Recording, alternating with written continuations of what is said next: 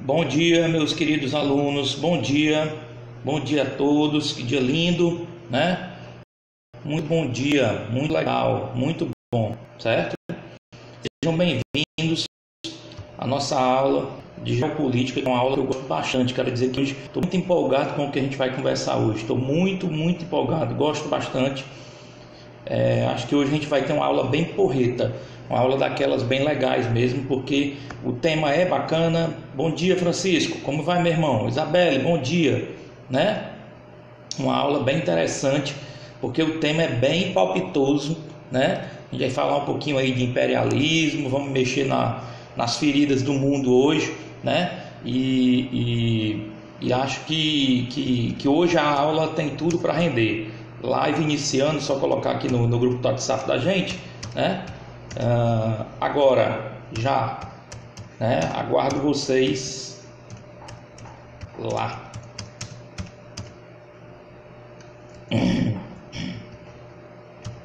Vamos, bora, né? Bora, né? Bom, bom dia, Cassiane, tudo bem, Feitosa? Né? Queidinha, Camila Castro, muito bom dia, Camila. Caio, bom dia, tudo bem, Caio? Camila, tudo em paz, Camila? Tudo tranquilo, né? Vamos ver o que é que a gente consegue dessa live hoje. Chama o povo, bora, cadê o povo? Bora, cadê o povo? Cadê o povo? Chama o povo aí no WhatsApp, vocês aí, por favor. Bora, tem que ter mais gente, bora. A aula vai ser muito legal. Oi, Pri. Tudo bem, Pri? Tudo em paz? Certo? Vamos, cadê o povo? Né? Cadê o povo? Né? Bora, Pri. Chama o povo aí, Martinha. Tudo bem, Martinha na parada? Só Lívia, né? Não sei se é Lívia ou Lívia. Se botar aí fica... Não tem o nome decorado de todo mundo, tá? Desculpa. Bora. Vamos conversar. Hoje tem temas muito bacanas, de verdade. Conteúdo enche os olhos hoje. O conteúdo é bacana, a discussão é bacana. Deixa eu só acender a luz para ver se melhora um pouquinho a iluminação aqui. Um minutinho.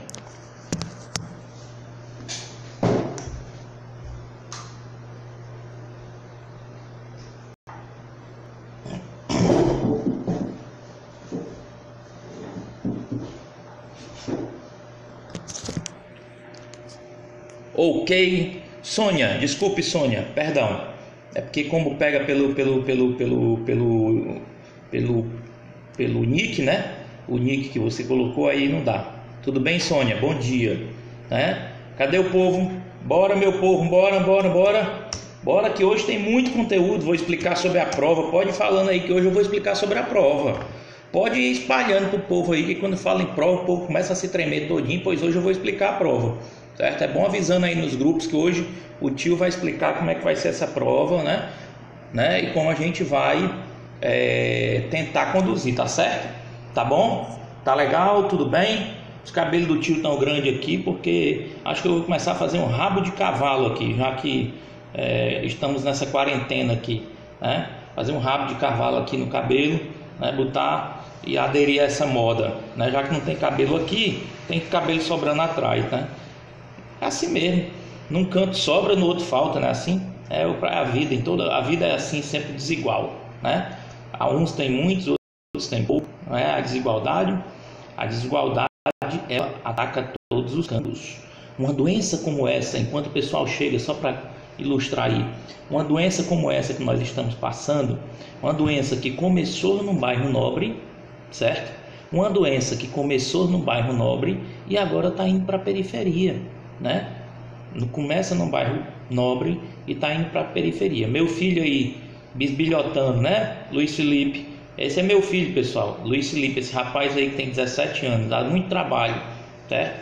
Porque está naquela fase da adolescência que a gente tem que estar corrigindo, certo? Está fazendo o 3º ano do ensino médio, marido Sá, né? E tô aqui, meu filho, certo? Então, uma doença como essa que começa no bairro nobre e vai para a periferia, ela inverte todo o ciclo, né? Inverte todo o ciclo da vida, né? Normalmente as doenças infecto-contagiosas, elas começam nos bairros mais pobres e se atingirem os bairros mais ricos. Mas como é uma doença que veio importada, made in China, ela veio para o Brasil de avião. E quem anda de avião, agora antes quem andava de avião, não, hoje quem anda de avião é quem tem grana, né? Tem que ter grana para ir para fora do Brasil, para passar na Itália, né? Na Riviera, né? Para ir lá para Veneza, andar lá por dentro de Veneza, ir para Roma, Coliseu, enfim, Vaticano. Quem tem essa grana é quem pode. E aí o pessoal trouxe a doença para cá, começou no Meireles e agora o Meireles e a Aldeota, que são bairros nobres, né? O índice de infecção cai, o RO, chamado indicador de infecção, cai, e aí ele dispara na periferia, porque os empregados dessas residências, os empregados que trabalham naquela região ou que são funcionários de pessoas, Verona, pronto, casa de Romeu e Julieta. Pobre só viaja pelo Google, é verdade. Hoje o pobre só tem direito de viajar pelo Google. É o máximo que consegue mesmo, não tenho nem dúvida, Sônia. É o Google total, Google Travel, né?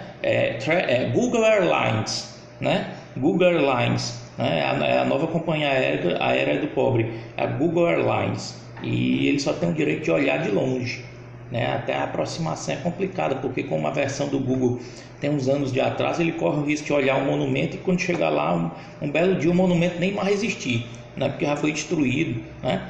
Então a situação é essa, tá? Então é a Google Airlines e você corre o risco de estar com uma defasagem aí de 5, 6, de repente você chega e diz, eu quero ver essa praça, né? E você acha que viu a praça, alguém que foi lá e disse, você viu a praça tal? Cara, não existe mais não, foi destruída, virou um shopping, né?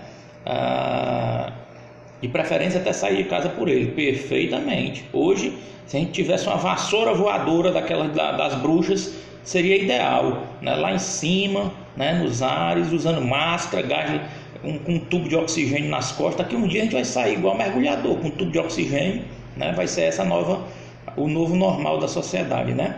Eu acredito que não, mas vamos torcer que as coisas se revertam, né? Até a gente poder continuar pagando as contas, que esse é o grande problema, né? Também, né? Até quando a gente vai suportar qual a dor maior, que é o desafio? A dor de estar sem grana ou a dor de pegar um vírus e morrer, né? Mas estou achando poucas pessoas hoje. Vamos começar a aula, vamos trabalhar, pode ser que o pessoal chegue depois, né? O pessoal normalmente demora um pouquinho. Vamos falar de coisas legais hoje? Fico triste porque eu queria mais pessoas e a live tem poucas pessoas, certo? Tá sem áudio, estão dizendo que tá sem áudio. Tá não, tá tudo direitinho, viu? Acho que é a de vocês, viu, Caio? Caio, tá aí, Caio? A tua tá sem áudio, pessoal? Tá sem áudio? Ou vocês estão conseguindo aí? Tá tranquilo? Tá tranquilo? Me dê um feedback aí. Por favor, tem áudio? Como é que tá? Tudo ok, beleza, tá. Ótimo, então vamos começar, vamos para frente. Beleza, Caio? Beleza. Tenta, Denise, eu vou botar aqui para Denise. Tenta, Denise já entrou. Denise, tenta novamente. Tu entra novamente. É a conexão, certo? É conexão, não tenho nem dúvida. Vamos, meu povo, bora, vamos que eu vou começar, tá? Muita coisa legal para discutir hoje, muita coisa mesmo, muita coisa boa para a gente ver, certo? Vamos para frente?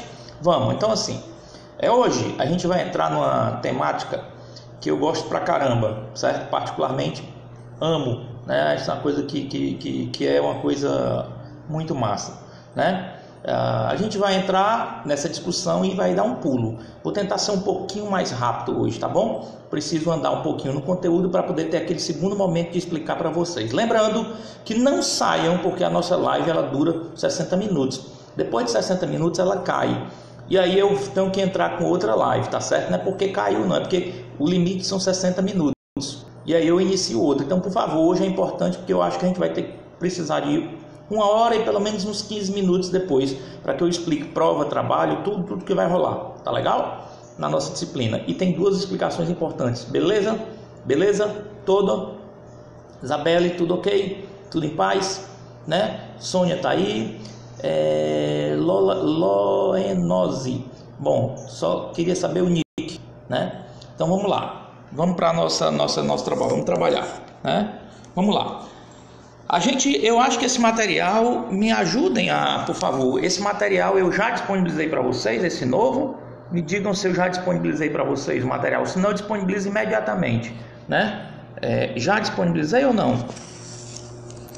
O material que eu vou ver agora, se eu não disponibilizei, eu coloco no final da aula, tá bem?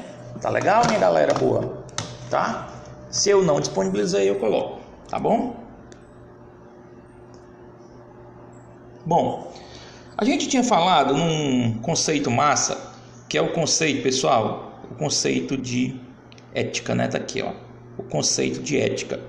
O conceito de ética, né? O conceito de ética tem origem em duas palavrinhas, né? O conceito de ética tem origem em duas palavras gregas, certo? Que ethos, que significa caráter de alguém. Olha só, a primeira chama-se ethos, que significa o caráter de alguém. E ethos também, a mesma coisa, que significa o conjunto de costumes instituídos por uma sociedade para transformar, regular e controlar a conduta de seus membros. Então pode ter dois significados, escritos da mesma forma. Pode significar o caráter de uma pessoa e os valores, costumes instituídos por uma sociedade para formular e regular. Então, se a gente juntar as duas coisas, a gente pode dizer que ética é o caráter de uma sociedade. Perfeito? Ética é o caráter de uma sociedade, né? É o caráter que envolve costumes instituídos por uma sociedade ao longo do tempo.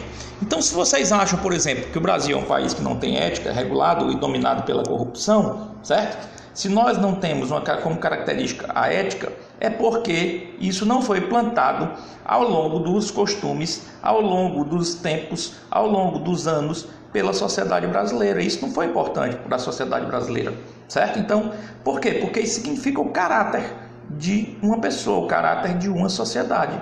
O caráter de uma pessoa, o caráter de uma sociedade é dado em função do conceito de ética. E moral, que tanto tem sido utilizada. Isso, obrigado, Caio. Que massa. A palavra moral, por sua vez, tem sua origem latina, certo? Mores, que quer dizer o costume, e no plural mores, significaria os hábitos. Então, os hábitos de conduta ou de comportamento instituídos por uma sociedade com condições históricas determinadas. Veja bem, a gente sempre diz assim, como é que tudo está, né? Como é que tudo está? Eu vou até voltar para mim, porque essa parte para mim é importante, para que vocês olhem a minha expressão.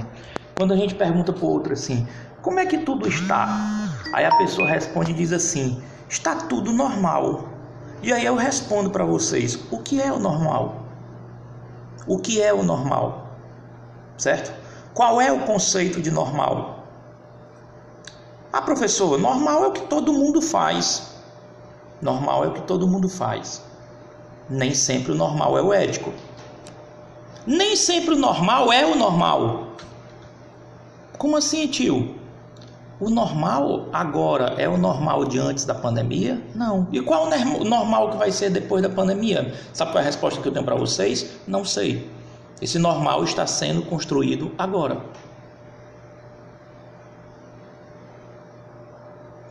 Keidinha, eu quero lhe dizer que todos os materiais trabalhados em live sempre estiveram lá no canal, certo? Sempre todos os vídeos estiveram no canal, exceto os vídeos iniciais que estavam gravados em live de 24 horas, certo?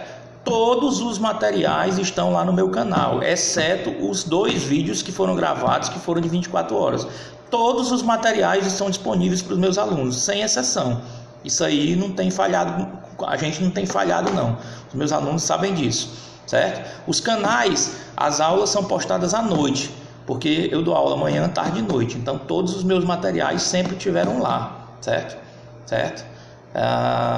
Todos os materiais, é só voltar no grupo. Agora, o que eu não posso é estar a todo instante que entra uma pessoa nova no grupo postando o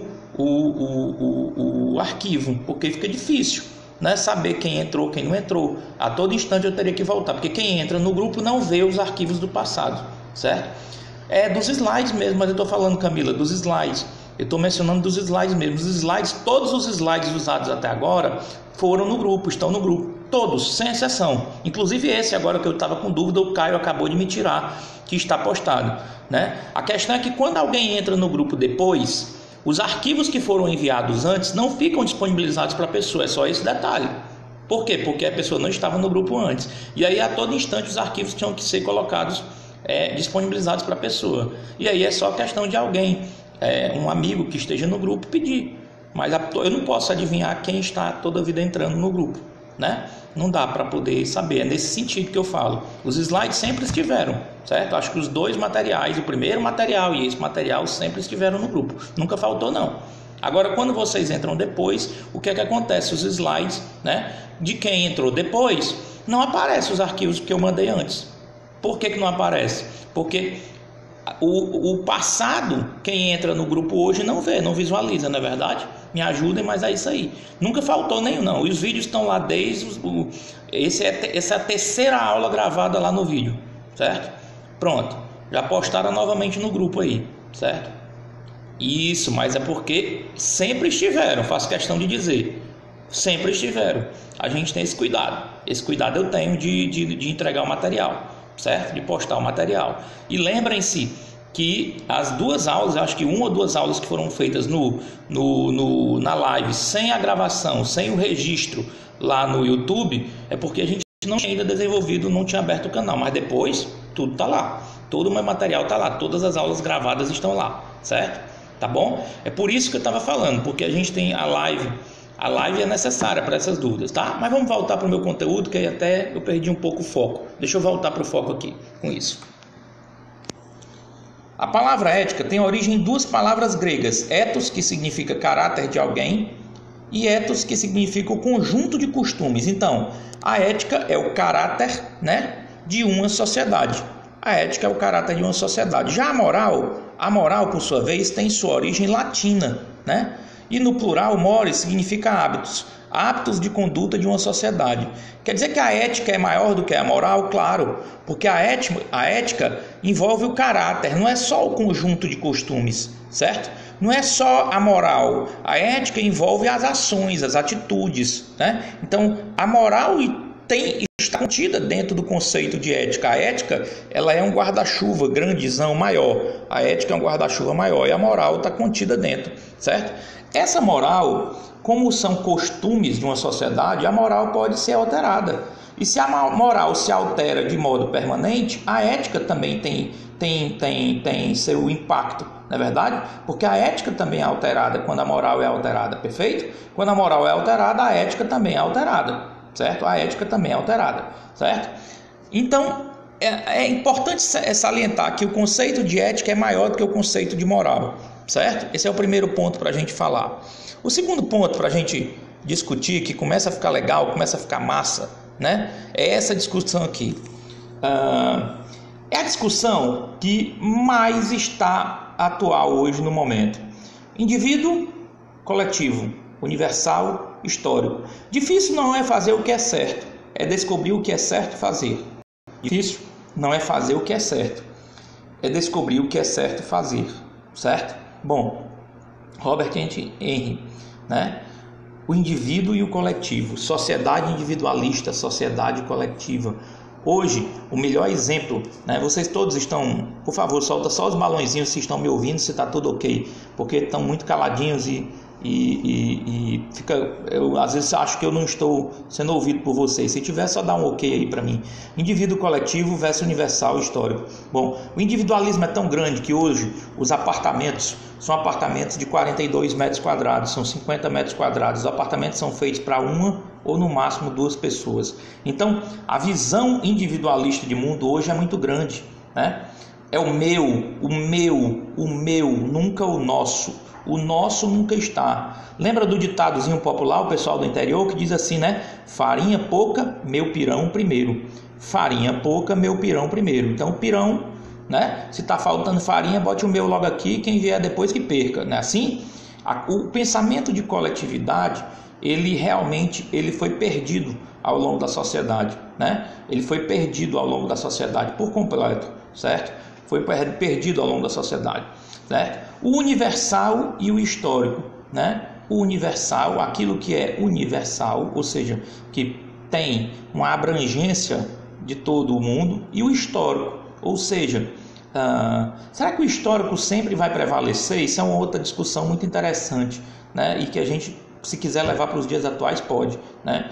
A nossa geração, eu incluo a de vocês também, ou a de quem tem entre 40 e de 45 anos para baixo, de 46 anos para baixo, como é o meu caso, né? Então, essas pessoas que estão de 46 anos para baixo, inclusive a nova geração, ela perdeu um espaço muito grande, né? Porque o histórico hoje está se sobrepondo ao universal, ou seja, a visão histórica de mundo ela está se sobrepondo, né?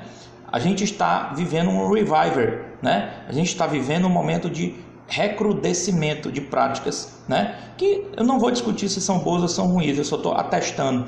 O mundo está voltando a práticas que eram práticas que existiam há 40, 50 anos atrás, tanto no campo social, quanto no campo político, quanto no campo geográfico, inclusive. Se a gente quiser ir para os 3 campos, a gente pode dizer isso. Então, o individualismo prevalece sobre o coletivo, né? E hoje, o histórico está prevalecendo sobre o universal. Parece brincadeira. O que é o histórico, tio? Aquilo que aconteceu no passado é recrudescido, e a palavra é essa, recrudescimento. Recrudescimento é estar surgindo novamente, né? Com força total. Certo? E aí vem, difícil não é fazer o que é certo, é descobrir o que é certo fazer. O que é certo fazer? Né? Qual o conceito de certo? Para quem o certo? Né? Isso é universal? Vai atingir universal todas as pessoas? Ou é simplesmente repetir o que sempre foi feito? Ou seja, uma visão histórica. Isso tem como objetivo refletir uma visão histórica ou só repetir? Né? Atender a todos ou só repetir o passado? Talvez seja esse o ponto importante. Muito importante esse slidezinho, tá? Qual é a maneira? Ciência. Isso é importante. Coloquei esse slide de propósito. Ciência. O que faz da ciência ser uma ciência? Sabe o que é que faz a ciência ser uma ciência? A capacidade de tentar explicar algo à luz de metodologias científicas, de métodos que existem e que são criados e que são catalogados e que são definidos como os mais adequados para aqueles momentos. Isso é o que faz a ciência ser ciência, certo? Esse respeito à ciência é algo que precisa existir em qualquer sociedade. Qualquer sociedade que se preze precisa respeitar a sua ciência, precisa entender qual é a melhor maneira de amarrar os sapatos. É desse jeito? É do outro jeito? É intercalando? Né? Qual é a melhor maneira de se proteger contra o coronavírus?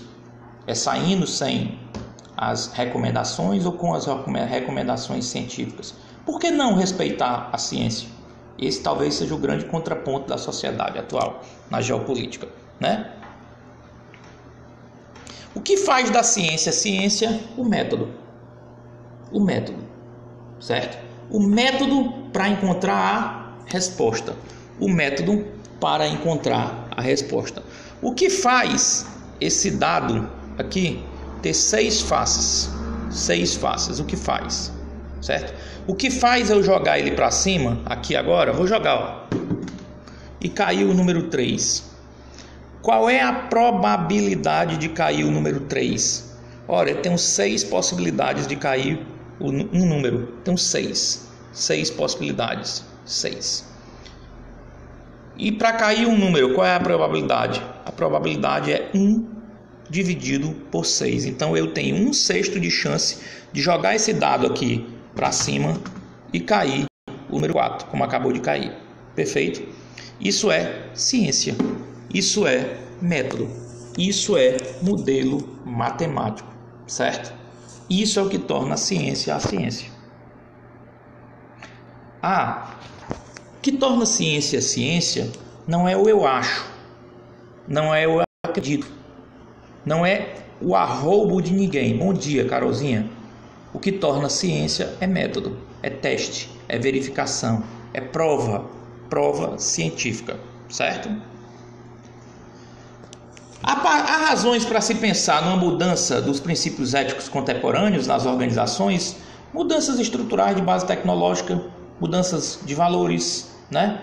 Vamos ter mudança agora de valores nas organizações, foi por isso até que eu mantive esse slide. Vamos ter razões para mudar as organizações? Sim. Ou vocês acham que o trabalho remoto veio só como passageiro? Veio não. O trabalho remoto veio para ficar. Gostando ou não, querendo ou não, todos vocês, o trabalho remoto veio para ficar, certo? Inclusive a minha área veio para ficar, certo? Todos nós éramos resistentes, né? Alguma forma de trabalho remoto, ou no ensino, né? Existia uma resistência.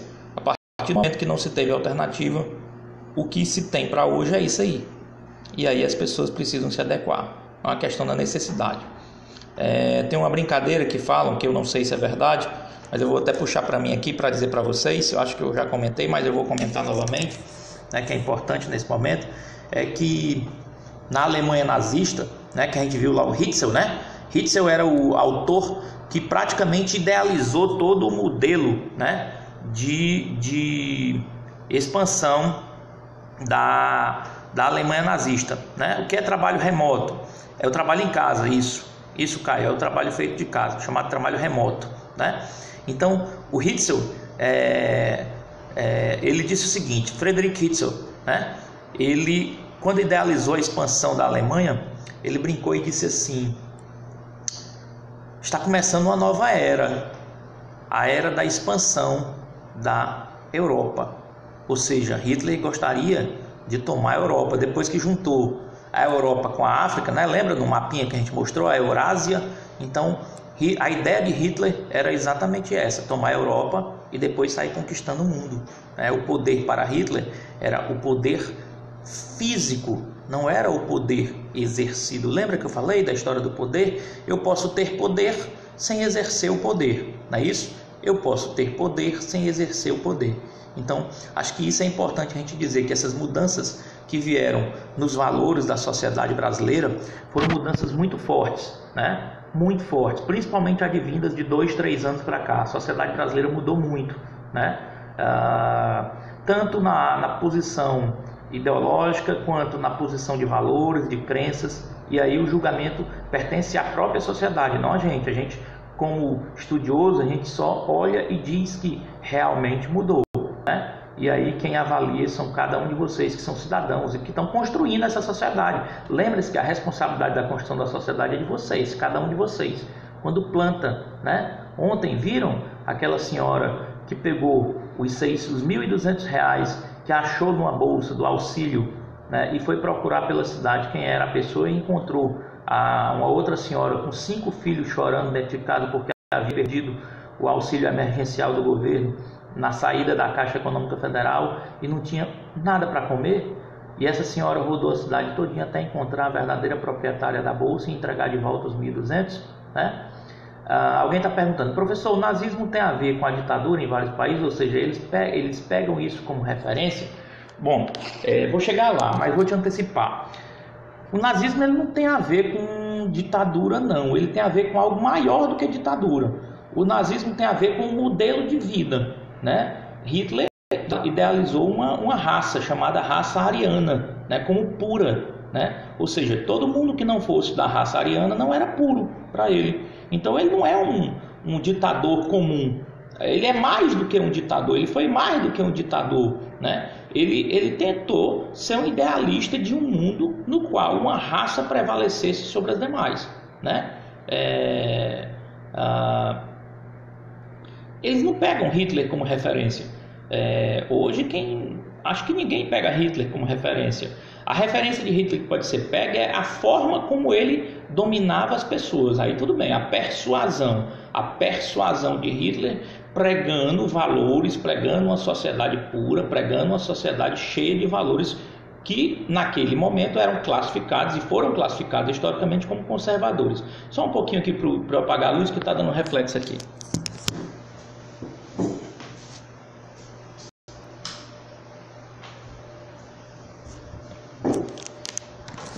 Então a Alemanha de Hitler não era uma Alemanha. Hitler não era um ditador, ele era mais do que um ditador. Ele, na verdade, desejava ser uma espécie de supremo, de ser supremo e criar uma raça suprema. Mas vamos chegar lá, certo? O que eu quero dizer é que os valores mudaram na sociedade, no mundo.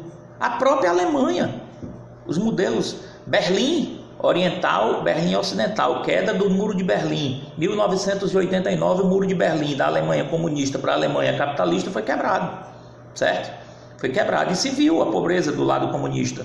A Alemanha pagou um preço durante alguns anos para tentar tornar o padrão de vida mais equânime, né? Mais igual, certo? Bom, então isso era importante dizer para vocês, essas mudanças de valores, né? Nas empresas, nas pessoas, essas mudanças de valores. Mas deixa eu te colocar uma coisa, viu? Você falou aí sobre o nazismo. Isso aqui não tem juízo de valor, não. Ou seja, quando eu falo que o nazismo, que Hitler é mais do que um ditador, né? Isso são convicções de quem leu, de quem estudou, certo? Então Hitler é mais do que um ditador, porque o ditador normalmente ele só quer o poder, a permanência no poder e a condição de vitaliciedade no poder, como é o Putin na Rússia, por exemplo. Se você quiser chamar de ditador, o Putin, né, de certa forma um ditador. Há quantos anos está no poder? Como é o Nicolás Maduro, né? Também, né? Como são vários os ditadores, né? Isso é uma coisa, a gente vai chegar lá numa palavrinha chamada freedom, né? Na liberdade, né? Na liberdade a gente vai chegar e a gente discute com muita franqueza isso aí, tá? E aí, eu coloquei assim, preliminares da formação da sociedade. Como é que a sociedade foi formada? Do feudalismo, né, ao renascimento europeu. Do feudalismo ao renascimento europeu. Deixa eu puxar só aqui um lapisinho aqui para poder servir de ponto, né, de referência para mim. Do feudalismo ao renascimento europeu. Mudanças de base tecnológica. O mundo está mudando agora, né? E agora é mais uma mudança, e mudança grave. Essa mudança agora ela é abrupta. Ela não é abrupta não, porque a palavra certa é abrupta, viu? Eu aprendi isso com um professor meu de português alguns anos atrás. A gente diz assim, mudança abrupta. Não, está errado. Mudança abrupta. Então essa mudança abrupta tecnológica de produção, ela vai acontecer, certo? E ou o Brasil entra nos eixos ou o Brasil vai ser esquecido, vai ser engolido. Porque o Brasil não pode continuar vendendo minério de ferro e comprando chip de celular da China, não. Senão nunca vai ter tecnologia. Senão nunca vai ter sociedade desenvolvida. Senão vai continuar pobre e vai ter sociedade pobre por muito tempo. Desequilíbrio entre o aumento da população e a expansão das fronteiras agrícolas. Bom, esse é um problema que não chegou ainda, ou seja, muita gente, tem muita gente, mas o preço das commodities agrícolas são baratas. Países como o nosso, que vende comida e compra tecnologia, se arrebenta todo, porque vende comida por um preço barato e compra tecnologia por um preço caro, paga a conta no final, quem paga somos nós, né? As cruzadas, né? As cruzadas na época do Renascimento serviram para expandir os territórios, as cruzadas expandindo territórios. E tal como as cruzadas, hoje o que a gente vê nos países é a interiorização da industrialização, né? Ou seja, as indústrias estão começando a migrar para o interior. As prefeituras dão incentivo, né? Então são as novas cruzadas, né? Restabelecimento das relações. Não sei se lembram de cruzadas.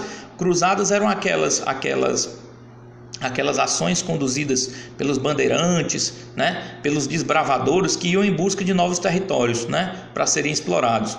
Acho que hoje uma cruzada interessante para ser vista, né, para a gente rir um pouquinho, são as cruzadas que vêm sendo feitas de forma clandestina, de forma absurda dentro da região amazônica, matando índios e quebrando e queimando as florestas e arrancando madeira, né, como nunca se viu, né? O Brasil vem passando por isso nesses últimos 2, 3 anos, né, esse avanço desse ímpeto, né, dos madeireiros e dos empresários na floresta amazônica. Uma pena.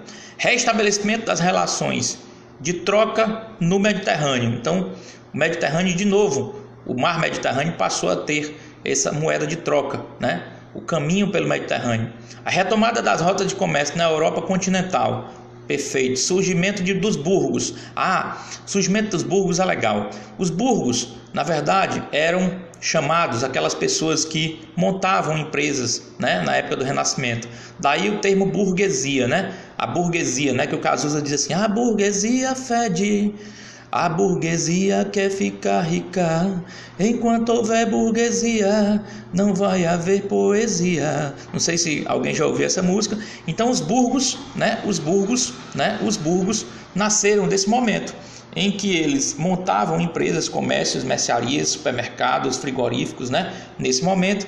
E aí o termo burgo era associado sempre àquelas pessoas que montavam negócios. Daí o burgo virou burguesia, né? E aí, desculpa, só brincando também, O Falcão, né, o cantor aqui do Ceará, disse que a burguesia fede, mas tem dinheiro para comprar perfume, não é assim? Então a burguesia fede, o Cazuza dizia que a burguesia fede. E o Falcão aqui no Ceará disse que a burguesia fede, mas tem dinheiro para comprar perfume, né? Estímulo à prestação, estímulo à produção de excedentes econômicos para quê? Para exportação. Então os países não mais se preocuparam com a sua produção interna, mas se preocuparam com os excedentes econômicos. China, né? Melhor exemplo agora.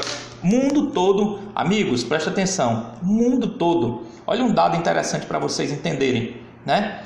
90% da produção de EPIs hospitalares, 90% da produção de EPIs, o que é, professor? Equipamento de proteção individual, máscara, luva, 90% de tudo que é necessário na área hospitalar é produzido na China. Daí o nosso problema, nosso gargalo. Por quê? Porque na China não tem direito trabalhista. Como é que eu vou concorrer? Eu sou patrão, pago de 76% a 95% de encargo sobre o valor de salário de cada funcionário em qualquer país sério. E não estou dizendo que isso está errado, não, tá certo. As relações baixas têm que ser protegidas. A China não existe isso. Como é que eu concorro? Por que 90% da produção está concentrada lá? Porque o custo de produção é baixo. Por que o custo de produção é baixo? Porque o maior custo é o custo de pessoal e é um custo lá baixíssimo. Não tem seguro, não tem saúde pública, não tem seguro-desemprego, não tem nada. A jornada de trabalho é a que puder, 16 horas, 12, 14, 16 horas, certo? Então não tem como concorrer com a China. Não há como nenhum país sério concorrer com a China. Não há, certo? A não ser que venda para o mercado interno e bloqueie as vendas da China. E aí é outro ponto que a gente pode conversar, tá? Bom, os sinais iminentes de transformação do século XIII para o século XVI, do século XIII ao século XVI. Nós tivemos sinais que tudo ia ser transformado nas artes, renascentismo, né, nas ciências, na religião, né, a questão do protestantismo, na política, né, os modelos de política, né. E aí vem os filósofos e a filosofia do século XVI ao XVIII. Maquiavel, o príncipe, né? O livro dele, Maquiavel, o príncipe. O livro chama-se O Príncipe. Moral cristã e a separação entre igreja e Estado. Primeira vez que alguém falou de igreja diferente de Estado foi Maquiavel. O que é que a gente vê hoje, hein? Está muito atual, né? Século entre o século XVI e o século XVIII, Maquiavel já pregava a separação da igreja e do Estado. Que isso é chamado como hoje Estado, que hein, pessoal? Alguém sabe? Diz aí na live. Como é chamada a separação da igreja e do Estado? Como é chamado? Hein? Bora movimentando a live aí, solta coração. Como é chamada a separação da igreja para o Estado? Alguém sabe? O Estado precisa ser o quê? Laico, né? Laico. O Estado laico é em que não há essa vinculação. Hobbes, o justnaturalismo e o pacto da submissão, né? O Hobbes pregava o naturalismo. Locke, a propriedade privada e o pacto do consentimento, né? A questão da propriedade privada como essência. Rousseau, né? O bom selvagem, o constitucionalismo de Rousseau, ou seja, deveria haver uma constituição, uma lei máxima que regulasse os padrões da sociedade minimamente. Isso é o que a gente usa até hoje. Montesquieu, tripartição de poderes. Olha aí, legislativo, executivo, judiciário, tripartição de poderes. Montesquieu, século XVI, século XVIII. Que maravilha, meu povo, tudo isso é atual. Olha a discussão igreja e Estado, né? A igreja e Estado misturou hoje? Não misturou? É com vocês a palavra. Tá misturado ou não tá? Tá tudo junto e misturado ou não tá? Tá tudo junto, princípios, valores. Eu acho que hoje tá assim, a salada tudo no balde só e no liquidificador. Igreja tá dentro, Estado tá dentro, princípios estão dentro, valores estão dentro, tá tudo dentro. Botaram no liquidificador e saiu essa papa que é o modelo social que está em vigor no Brasil, pelo menos no Brasil, há 2 anos. É uma papa. Quem vai julgar são vocês, se vocês querem essa papa, que é a mistura de Estado com igreja, com moral, com valores, com conservadorismo, com tudo, né? Que é esse o modelo que as sociedades... Não é só o Brasil não, viu? Vale até dizer isso. Isso é uma onda que pegou o mundo. Quando a gente vai para a França, Macron, né? Emmanuel Macron, né? Quando a gente vai para a Argentina, até pouco tempo atrás, né? Com o Macri, né? Que foi substituído agora pelo Fernandes, que já tem uma tendência mais kirchneriana, ou seja, mais à esquerda, né? Mas é uma tendência do mundo. Donald Trump é uma tendência, né? a versão Trump foi replicada no mundo todo, né? A versão Trump foi replicada no mundo todo, né? E aí a sociedade elegeu, a sociedade fez com que essas pessoas chegassem ao poder, que misturassem igreja, Estado, valor, né? E quando mexe com tudo isso e coloca tudo junto e misturado, o que se espera é algo explosivo, viu? Não tem nada que saia, quase como se juntasse aí pólvora e acendesse o pavio, né? Quando você mistura tudo isso, não tem como não explodir. Sempre foi assim no mundo todo, em todos os momentos. Bom, revoluções do século XVIII, né? Do século XVIII, independência americana, 1776, francesa, 1789, 14 de julho de 1789, por coincidência dia do meu aniversário, ou seja, 14 de julho, né? Eu sou canceriano. Então, 14 de julho, queda da Bastilha, Revolução Francesa, com os ideais do igualité, liberté, né? E fraternité, né? Liberté, igualité, fraternité, o lema da Revolução Francesa, que por sinal foi replicado no Brasil lá, aonde, hein? Aonde, hein? Onde é que foi replicado no Brasil, testando a história de vocês? Liberdade, igualdade e fraternidade era onde, hein? Apareceu no Brasil aonde, hein? Bora, movimentando. Onde é que apareceu? Liberté, igualité, fraternité no Brasil. Bora, testando os conhecimentos, né? Onde é que apareceu no Brasil liberdade, igualdade e fraternidade? Em qual revolução? Por favor. Quando? Onde? Qual estado? Bora. Vamos? Bora. Chuta. Minas Gerais, muito bem. Chamada o quê? Inconfidência Mineira. Joaquim José da Silva Xavier, o famoso Tiradentes, né? O Tiradentes Joaquim José da Silva Xavier, na Inconfidência Mineira, certo, Caio? Minas Gerais, perfeitamente. Joaquim José da Silva Xavier. Liberdade, igualdade e fraternidade, que eram os lemas da Revolução Francesa de 1789, meu irmão, certo? Já se pedia liberdade. Revolução Industrial, a partir de 1750, certo? A partir de 1750, na Revolução Industrial, o filme mais marcante para quem quiser assistir, sugiro, chama-se Tempos Modernos, do Charlie Chaplin, né? Está aí no YouTube, Tempos Modernos, em que ele aparece trabalhando numa indústria, né? Batendo um martelo numa esteira, né? E naquele tempo, né, depois vejam a data do filme para vocês entenderem, quem puder assista, é curtinho, mas tem passagens bacanas, que tem um momento em que do descanso na indústria e ele corre para dentro do banheiro. Quando ele corre para dentro do banheiro, aparece numa tela, veja bem, no filme da década de quê? Da década de 30, da década de 40, né? Ou menos até. Ele está dentro do banheiro no período de descanso dele, do almoço, e aí na tela, no espelho, como se fosse uma projeção, uma tela projetada, aparece o chefe dele, porque ele estava sentado na pia fumando um cigarro. E o chefe dele diz: volte ao trabalho. E ele solta o cigarro e volta para o trabalho. E no horário do almoço, essa passagem do filme Tempos Modernos é interessante, que tem uma mesa para poder ele não parar, para não perder tempo e deixar de produzir, que a Revolução Industrial pregava produção, meio de produção, né? Capital, trabalho, trabalho barato, né? E ele batia com um martelo numa esteira, e aí vinha uma máquina, chegou um cara com uma máquina, que era como se fosse uma mesa giratória, em que o prato do almoço era colocado na frente dele. A gente está falando de um filme antiquérrimo, né? Tempos Modernos, Chaplin, sem fala, né? Não tinha áudio, era só vídeo, né? E você entende tudo. E a mesa é colocada na frente dele, e de repente uma máquina, né? Sozinha pega a colher, né? Uma mão de uma máquina pega a colher, põe dentro do prato, e para que ele possa não parar de trabalhar, né, na esteira de produção, a máquina leva a colher até a boca dele, né? Leva o guardanapo, né? E sai girando com a sobremesa, tudo isso para que ele não possa parar de trabalhar continuamente e possa continuar fabricando. Isso era o reflexo da produção industrial, né? Da Revolução Industrial de 1750, a partir de 1750, certo? Aí assim, uma coisa interessante, a modernidade instalada, século XIX, né? Modernidade instalada. E aí vem os detratores da nova ordem, né? Pessoas que disseram: não, essa ordem aí, ela está distorcida, a gente tem que destruir essa ordem. Essa ordem do século XIX é uma porcaria, né? Auguste Comte com o positivismo, né?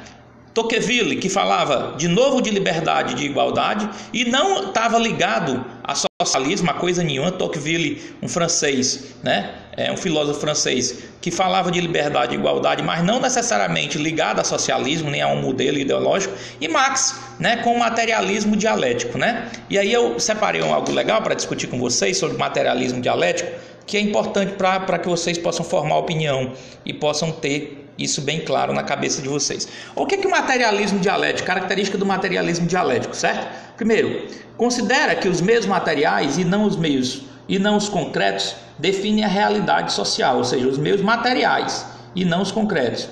Baseia-se na dialética. O que é a dialética? Para compreender, ou seja, que sempre há duas posições diferentes para que você analise. Não concorda com o conceito de que história é estática e definitiva. A história nunca foi estática nem definitiva, mas o materialismo dialético diz que a história é dinâmica. Opõe-se totalmente ao idealismo, ou seja, o idealismo não cria ideais, né? Estuda os fatos históricos com base em elementos contraditórios, ou seja, a dialética, né? A dialética, o materialismo dialético, ela coloca efeitos contraditórios para que sejam contrapostos e chegar a uma síntese, né? É aquele conceito de que uma tese traz dentro de si uma antítese ou antitese, como queiram, certo? Do choque de ambas nasce uma síntese. Se eu quero sintetizar algo, eu preciso ver quem fala a favor, quem fala contra e sintetizar num pensamento único, né? Que consiga juntar elementos que sejam importantes nas duas análises. Defende que qualquer análise deve avaliar um todo e não somente o objeto do estudo em questão, certo? E era isso o que o materialismo dialético de Marx propunha, né? O materialismo dialético de Marx também propunha, né, princípios, né? Princípios. Ele dizia o seguinte, né? Todo ser humano é responsável por determinar a própria consciência e não o contrário. Não é a consciência que determina o ser humano, é o ser humano que determina a própria consciência. Não é a consciência que determina o ser humano, para Marx. É o ser humano que determina a consciência. A matéria é dialética e não metafísica, ou seja, está em constante mudança, certo? A dialética é o estudo da contradição na essência das coisas. Ela baseia seus estudos na comparação de contradições, analisando um todo, certo? Era isso que eu queria, porque eu achei tão importante falar de dialética, de dizer isso para vocês e dizer o seguinte, que tem de tudo, né? A gente aqui está mostrando todas as facetas, não só uma faceta, mas todas as facetas, né? Então, por exemplo, Tocqueville, que eu vou puxar aqui, Tocqueville diz assim: eu preciso de liberdade, é condição sine qua non. Liberdade é condição sine qua non. Não abro mão de liberdade. Com liberdade não se negocia. Então não aceito. E aí quando alguém me perguntou aí sobre a ditadura, quando tolhe liberdade, ela é tão ruim quando uma ditadura de esquerda, de direita, de centro, de em cima e baixo, enfim, né, estica e puxa. Então uma ditadura de direita, de esquerda, de centro, de cima, de baixo, do que vier, tolhendo liberdade sempre é ruim, sempre é absurda. Nunca pode ser aceita por uma sociedade o tolhimento da liberdade. A liberdade é preceito, né? É preceito. Bom, a crise da modernidade do século XX, estamos já chegando no século XXI, a crise da modernidade, grandes guerras, aqui para mim é importantíssimo, vamos parar muito tempo para falar disso aqui agora, né? O welfare state, essa palavrinha significa estado de bem-estar social. O welfare state se contrapõe muito, é uma discussão muito atual. O welfare state é a concepção de que o Estado, assim, um país, uma cidade, um município, precisa garantir às pessoas um estado de bem-estar social, certo?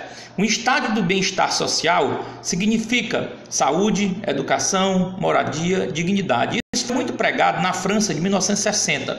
Então, a concepção do welfare state, ou estado de bem-estar social, certo? Estado de bem-estar social é uma concepção francesa da década de 60, certo? Que se contrapunha exatamente à Revolução Industrial, de que o ser humano tinha que trabalhar, como era no filme Tempos Modernos do Chaplin.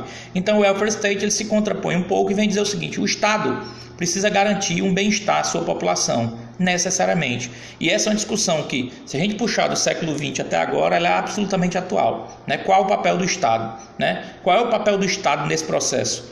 O Estado vai garantir o quê? O que é que o Estado vai fazer pela gente, né?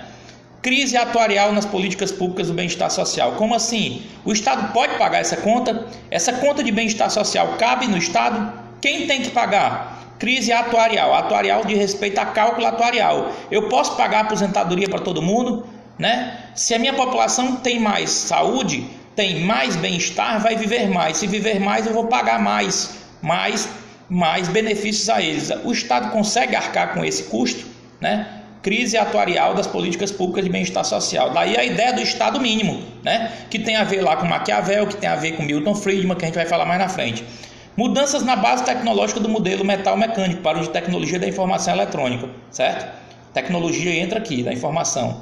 Globalização, essa aqui é uma facada no peito de todo mundo. A globalização significa que hoje eu concorro com todo mundo, né? E para concorrer com todo mundo em condições desiguais é complicado.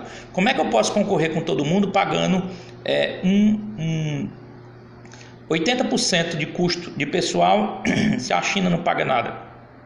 O que é que acontece? A produção é deslocada toda para esses países cujo custo de produção é mais baixo. E aí, num problema grave como esse, numa pandemia como essa, nós ficamos refém da produção num único país só, né? Física quântica e revolução nas ciências, sem dúvida, física quântica e revolução nas ciências. E aí, nas empresas aparece Frederick Taylor, né? Com a administração científica, Frederick Taylor, né? ênfase no estudo das tarefas. A gente até brinca e diz, não sei se vocês viram isso na disciplina de administração, Taylor e Fayol, né? Estudo dos tempos e movimentos, né? Em que se você grava, por exemplo, até hoje tem isso, né? Quem trabalha com confecção sabe que existe uma função que é chamada cronometrista. Ele vai cronometrar em quanto tempo é feita uma peça e aí passa a padronizar. Taylor, né? Racionalização, padronização, ergonomia, né? Preocupação em quê? Preocupação de Taylor era o quê? Produzir mais em menos tempo, né? Ford, aí vem a questão da Ford, 1929, Gilbert, né? Falando um pouquinho disso aqui, né? Mas Taylor e Fayol, né? E aí vem Henry Fayol, né? Na estrutura das funções administrativas, também falando em tempos e movimento, funções administrativas, como planejar, organizar, dirigir uma empresa, coordenar, controlar. Então, quem primeiro falou isso? Fayol, lá na década de 20, né? No século 20, desculpe, no século 20. ênfase na estrutura das funções administrativas, áreas funcionais, departamentalização, criar, né? O MKT, que é o que? O MKT? O MKT era o protótipo do ERP. Isso aqui era como se fosse o protótipo de um planejamento do chão de fábrica, né? Então, Fayol planejou o chão de fábrica com planilhas, com planejamento e controle de produção, certo? Aí a gente pula um pouquinho e vai para Mayo, né? Elton Mayo, na Escola de Relações Humanas, para eu que gosto de relações humanas. Mayo enfatizou as pessoas, disse que as pessoas são peças fundamentais nesse jogo, e são mesmo, né? A organização informal, ou seja, que as pessoas são parte desse jogo e parte fundamental, né? E particularmente o tio aqui acha que isso aqui é o que determina o sucesso ou fracasso de qualquer organização. Eu continuo dizendo, gerenciar não é gerenciar uma empresa, é gerenciar pessoas. Ninguém gerencia empresa, a gente gerencia pessoas. As pessoas é que fazem com que a empresa tenha sucesso ou fracasso. Ciências humanas auxiliares, psicologia, aí vem sociologia muito forte, ciência política, antropologia, né? Relativa valorização do fator humano, análise e desenvolvimento de instrumentos de gestão de pessoas significativamente ligados ao controle, ou seja, Mayo, apesar de entender que o ser humano era importante, ele criou uma teia de controle sobre essas funções e desempenho dessas pessoas que meio que robotizou, né? Eu até uso essa expressão, já usei essa expressão na sala de aula com outra turma minha. Eu acho que hoje a produção está robotizada. O que é robotizada? Eu tenho um manual para tudo. Eu tenho um manual para atender um telefone num saque. Bom dia, o senhor deseja alguma coisa? Nós podemos ajudá-lo? Ao terminar a ligação diz, fulana agradece pela sua... Enfim, essa robotização me angustia, porque o que as pessoas querem hoje não é mais serem tratadas como robôs, porque para serem tratadas como robôs não precisa de pessoas, eu preciso só de um play, né? E de uma gravação. Eu preciso ser tratado hoje como pessoa, individualmente, esse é o ponto. Alice Dionísio, seja bem-vinda, certo? E aí a gente vai dar um pulinho, eu vou dar um pulinho, e aí a gente, só para falar que a empresa, na verdade, nesse processo de mudança de gerações, trocou tudo aquilo para uma abordagem sistêmica, na qual eu tinha entradas, processamento, né, e saídas de produto, né, como se isso pudesse ser feito, né, de forma simples e de forma participativa. Esse conteúdo é só ilustrativo, eu vou para o que me interessa direto, eu vou pular aqui e dar um pulinho, tá certo? Vou pular, estou pulando de propósito, estou indo para o slide de número 29, certo? Estou indo dando um pulo para o slide de número 29, certo? Geopolítica, uma visão atual, certo? Bom, Nessa visão atual de geopolítica, a gente começa a brincadeira que eu mais gosto, que eu falei que eu iria me divertir hoje com vocês, que é diversão mesmo, certo? Para mim isso aqui é diversão, não é aula não. Bom, donos do mundo. Quem são os donos do mundo? Inglaterra, berço da Revolução Industrial em decadência, ascensão da Alemanha. Eu tenho um amigo que está em Dublin, na Irlanda do Norte, né? E a Irlanda faz parte do Reino Unido, né? E se disser isso ele me mata, mas faz sim, né? Do ponto de vista econômico. A Irlanda, e ele disse que os donos do euro, e é verdade, os donos do euro na Europa não são mais a Inglaterra, até porque com o Brexit, vocês sabem o que é o Brexit? O Brexit foi a separação do Reino Unido da Europa. A Europa tem uma moeda única chamada euro, certo? E o Reino Unido decidiu, num plebiscito muito contestado, por uma diferença pequena de margem, sair da União Europeia. Então, a Inglaterra, o Reino Unido, saiu da União Europeia por meio do Brexit, né? Brexit, Brexit. Então, eles saíram. Por que eles se acham os donos do mundo? Por que eles se acham? Porque praticamente desde o início foram eles que dominaram o mundo, né? Os Estados Unidos veio a reboque, né? Os americanos são crias, né, dos ingleses, né? Os americanos são crias dos ingleses. Então, a gente vê hoje uma ascensão fortíssima. A Alemanha hoje domina a zona do euro. Então, como a Inglaterra pulou fora no Brexit, os donos do euro hoje são a Alemanha. A Alemanha é um país absolutamente bem governado, absolutamente bem trabalhado, né? Com uma gestão muito moderna, eficiente, né? Com um modelo de capitalismo bem intrínseco, mas ao mesmo tempo bem equitativo. Você não vê abismo social. A Alemanha tem uma relação social muito interessante do ponto de vista de equidade, né, de equânime, né? Ou seja, esse abismo social que a gente vê em alguns países, como o nosso particularmente, a gente não vê na Alemanha, né? Tanto que a Alemanha tem uma taxa de mortes agora por Covid das mais baixas, apesar da quantidade de casos ser alta, a taxa é mais baixa. A Alemanha está trazendo pacientes de outros países da Europa para serem tratados na Alemanha, porque lá está sobrando leito de UTI, sobra, enquanto aqui não tem, lá sobra leito de UTI, né? E aí a gente tem em 1914 a ascensão da Alemanha, França e Estados Unidos, né? Exatamente em situações distintas. A Primeira Guerra Mundial, disputa por mercados, exacerbação do nacionalismo lá na Alemanha com Hitler, né? Tratado de Versalhes, formação do Estado Soviético, da União das Repúblicas Socialistas Soviéticas, que a gente tinha falado na aula passada. Ascensão dos Estados Unidos no pós-guerra. Os Estados Unidos passaram a exercer um predomínio no pós-guerra, né? Principalmente nesse modelo de revolução industrial. Os americanos saltaram, pularam à frente, né? Passaram a ponta, né? E a União Soviética meio que se contrapôs a isso, né? Montou um modelo de repúblicas isoladas, mas que compunham um Estado único. Era a União das Repúblicas Socialistas Soviéticas, certo? Segunda Guerra Mundial, que está mais caracterizada século XX pela crise, o crash, chamado crash da Bolsa de Valores, né, em 1929, polarização ideológica, e aí a gente tinha modelos totalitaristas, e aí alguém me falou isso sobre ditadura, sobre o nazismo, tá aí, ó. 1929 nós temos modelos totalitários, fascismo, nazismo, neofascismo atualmente, stalinismo, né? A partir de 1917 a gente tem um marco também, não está aqui. Em 1917 a gente tem um marco também aqui, né? Antes de 29 tem um marco que é a Revolução Soviética, né? A Revolução Comunista Soviética de 1917, idealizada por Vladimir Ilyich Lenin, né? Então Lenin em 1917 propôs um modelo, né, que se consolidou depois com a União das Repúblicas Socialistas Soviéticas, em que ele propunha um modelo comunista no qual o Estado era proprietário de tudo, né? Estado único, né? A propriedade, não existia propriedade privada, tudo era do Estado e era dividido entre as pessoas. Modelo esse que durou até meados de 1989, quando da queda do Muro de Berlim, simbolizando o fim, né, da Alemanha Oriental e Ocidental, certo? Basicamente. Então, esses modelos totalitários, por exemplo, na Itália, a gente teve lá o modelo de Mussolini, né? Mussolini na Itália, o Salazar, né? A gente teve também Salazar, né? Tem o nazismo, né? Então o nazismo lá de Hitler, o stalinismo de Stalin. Stalin foi um dos grandes ditadores, né, da Rússia muito sanguinário, né? Marcado por um momento muito sanguinário dentro da história russa, tá? Estão me dizendo aqui que tem 23 segundos restantes para a live cair. Ela vai cair, eu vou restabelecer, tá certo? 15 minutos, eu só desço, tomo água e retorno, tá certo? Falta 14 segundos para a live cair. E aí vocês retornem, por favor, todos, porque eu ainda vou continuar conteúdo e vou falar da prova e sobre tudo direitinho, tá bom? Por favor, tá? Retornem, vai cair agora a live, tá? Um beijo.